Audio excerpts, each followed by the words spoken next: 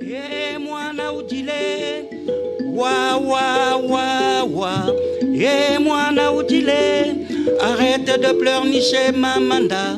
Et moi naudile, cesse de pleurnicher tatanda. J'imagine qu'en cette période de Covid, l'association que vous représentez, vous allez nous décrire de quelle association il s'agit, que la période est forcément particulière.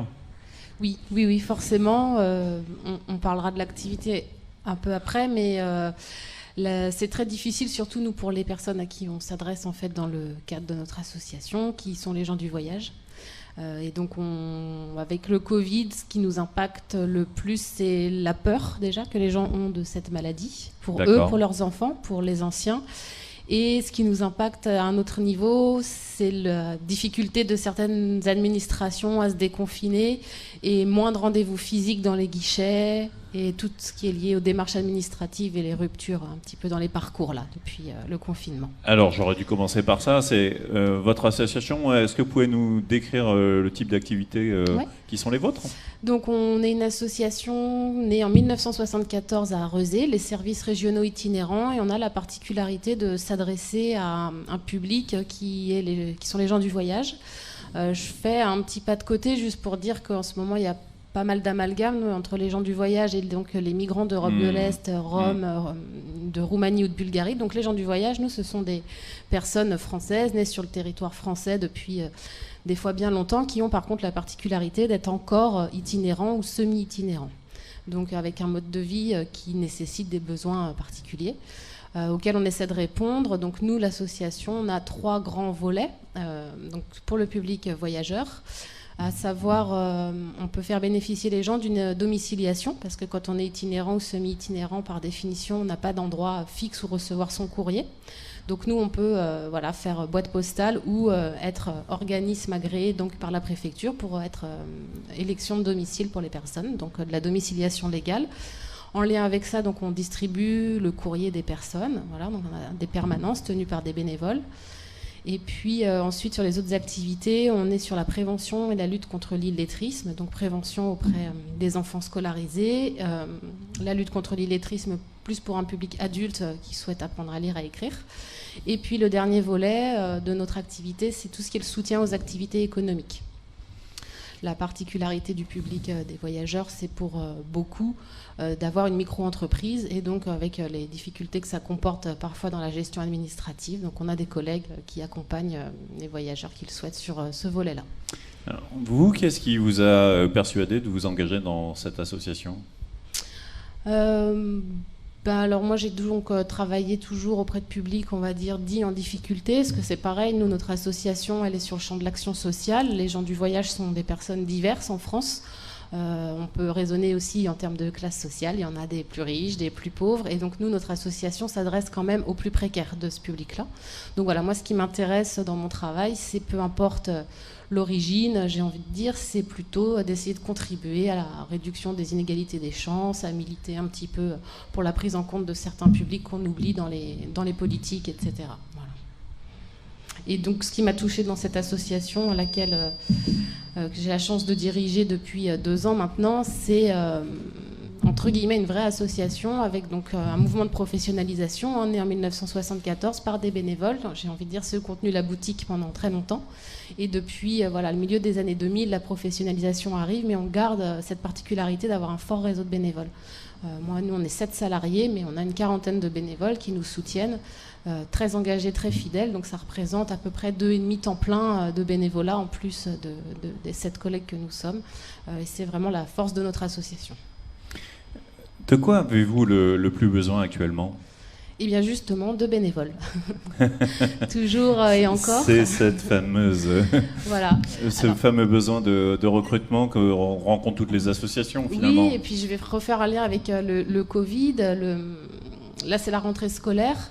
On constate chez les familles du voyage, et pas que, j'entends ça aussi parmi les sédentaires, des craintes de remettre les enfants à l'école.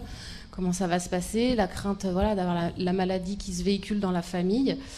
Donc nous, on a une partie de bénévoles qui accompagnent les enfants qui sont scolarisés à leur domicile pour faire du soutien aux apprentissages, du soutien scolaire, garder le lien avec la famille, dédramatiser l'image que certaines familles peuvent avoir de l'école. Voilà, on fait vraiment le lien. Et en cette rentrée scolaire, on se rend compte que les besoins sont encore plus grands en fait que d'habitude, de rassurer les familles et pour nous, ça peut être un levier de dire si, il faut que tu scolarises et en plus, nous, on va aller soutenir. Chez toi, il y aura un bénévole qui viendra et qui accompagnera ton fils, ta fille, pour que tout se passe bien, quoi. Alors, un bénévole qui vous rejoint, à quoi il s'engage finalement ?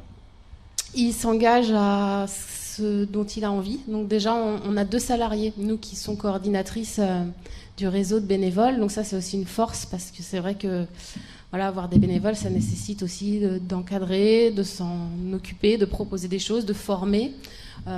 Donc nous, on a 2 salariés qui sont destinés à ça. Donc quelqu'un qui arrive dans l'association est déjà accueilli. Alors moi, quand je peux aussi, j'accueille avec mes collègues les nouveaux bénévoles. On présente l'association, on présente un peu notre objet. On ne demande pas forcément aux gens de s'engager. S'il y a des gens qui veulent venir nous rencontrer juste pour découvrir ce qu'on fait, déjà on est ouvert. On présente l'entièreté des services, l'entièreté des possibilités. Et après, les gens s'engagent ou pas. On a en fait des moments de l'année où on a plus besoin, puisque les voyageurs, quand ils sont encore semi-itinérants, vont être plus ancrés, on va dire, dans les territoires sur la période scolaire, de octobre à mai. Donc on a des bénévoles qui ont une mission, en fait, de octobre à mai. Et puis après, les personnes partent sur le voyage. Donc le bénévole se met en sommeil, mais reste dans notre vivier. Et en fait, nous, ce dont on a besoin, c'est d'avoir une réactivité. Quand on a besoin qu'un enfant soit accompagné ou un adulte, on a notre vivier de bénévoles, on appelle, on propose les accompagnements. Et donc on a la particularité aussi d'avoir à cœur de vraiment former. Parce que quand même, on envoie les gens au domicile, on est sur un public parfois où il y a des codes qu'il faut avoir. Donc on forme théoriquement sur des outils pédagogiques, sur la connaissance publique. Voilà. On accompagne. Donc quelqu'un qui vient chez nous, il s'engage déjà à venir nous découvrir et plus si affinité ensuite. Alors, question à 1 000 €. L'année qui vient, comment vous la voyez pour vous ? Alors, je crois qu'en ce moment, un peu, ce qu'on peut dire, c'est que c'est compliqué de se projeter. Nous, dans notre travail, on essaie déjà de voir sur du court terme. Voilà, les besoins, maintenant, y répondent. On se projette parce que toute structure a besoin de se projeter. On est sur un gros travail actuellement puisque dans le cadre de nos financements, on est une association de salariés. Automatiquement, ça veut dire que derrière, on a besoin de financement. On a plusieurs financeurs, parmi eux la CAF, la Caisse d'allocation familiale 44, qui nous a déjà délivré un agrément espace de vie sociale, donc qui nous permet d'avoir un poste d'accueil en soutien des bénévoles. Et donc nous, notre objectif là, c'est de déposer par exemple un agrément pour passer centre social. Donc voilà un peu le challenge, nous, pour 2020. Ça va engendrer des nouvelles actions, des nouvelles façons de travailler. Et pour le public, nous, l'enjeu, c'est avec le confinement, là, de pouvoir faire un peu monter en compétence le public sur tous les outils numériques. Les gens, pendant le confinement, qui sont bien sortis avec le numérique, s'en sont plutôt bien sortis. Ceux qui sont en rupture avec ce gros mot qui a été un petit peu inventé, on parle d'électronisme maintenant chez les gens. Ce qu'on dit, voilà. Effectivement. Les gens qui sont en difficulté aujourd'hui avec ça, c'est compliqué. Donc comment nous, associations, face à ce nouveau besoin, on peut apporter des outils pour que les personnes s'en sortent un peu mieux. Merci encore de votre passage. Vous pouvez rappeler le nom de votre association ainsi que vos coordonnées ? Oui, donc nous sommes les services régionaux itinérants. Donc moi je suis Élise, directrice. Nous avons 2 coprésidents, Paul Callard et Bernard Pluchon, et on est situé à Rezé, 108 rue Aristide Briand, donc quartier 3 Moulins pour les Rezéens. Voilà. Très bien, c'est noté. Merci. Merci.